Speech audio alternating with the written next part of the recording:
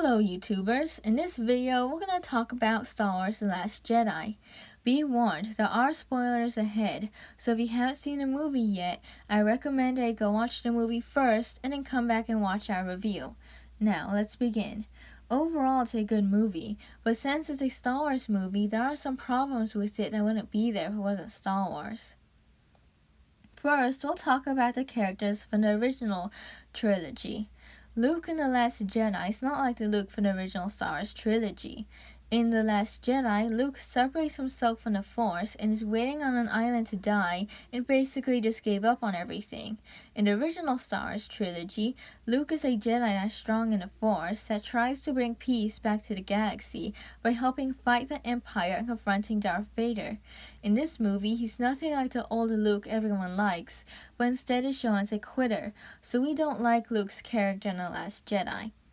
Also, the way Leia gets into this coma seems like it could have been done in a better way, instead of being sucked out into space and floating back to the ship.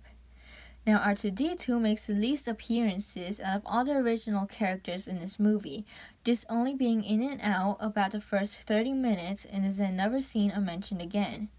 C-3PO also didn't have that many appearances like R2, but his appearances are more throughout the movie. Chewie also comes and goes in appearances throughout the movie, but he did add some humor to some scenes. Yoda also made an unexpected appearance, and although it was only like 5 minutes long, it was still nice to see him again in puppet form. Now we'll discuss the newer characters. Rey is still a very questionable character when it comes to her origins. When she went to the hole on Luke's island where the dark side of the Force was calling her, we expected to learn something new about her, but instead it ended up being a useless scene.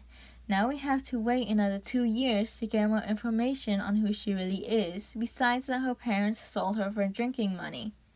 Finn and Rose go on a mission to disable a tracker that's tracking the Resistance fleet, even in light speed, while Poe stays behind to move into light speed when they disable it. But this mission is nothing new when you compare it to other Star Wars movies. Because like in other Star Wars movies, someone has to sneak somewhere to find or disable something so someone else can do something. So the makers of the movie could have been a little more creative on Finn and Rose's mission. Also, they didn't have a reasonable time period to do this mission. Some parts in Finn and Rose's mission are cheesy, like when they escaped on the feathers.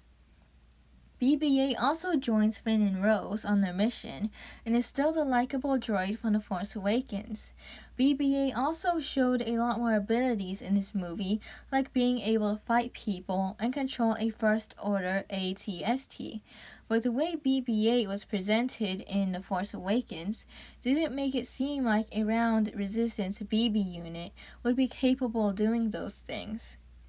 In the movie, we were hoping for an explanation on who Snoke is, but instead we learned basically nothing new about him.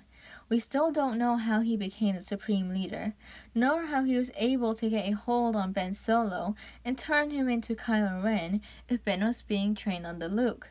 Instead, we witnessed his death and are still left hanging for another 2 years. Also, the scene when Rey met Snoke reminded me too much of the scene in Return of the Jedi when Luke met the Emperor. But on the lighter side, if you can set aside the fact that it's a Star Wars movie, overall it's a good movie.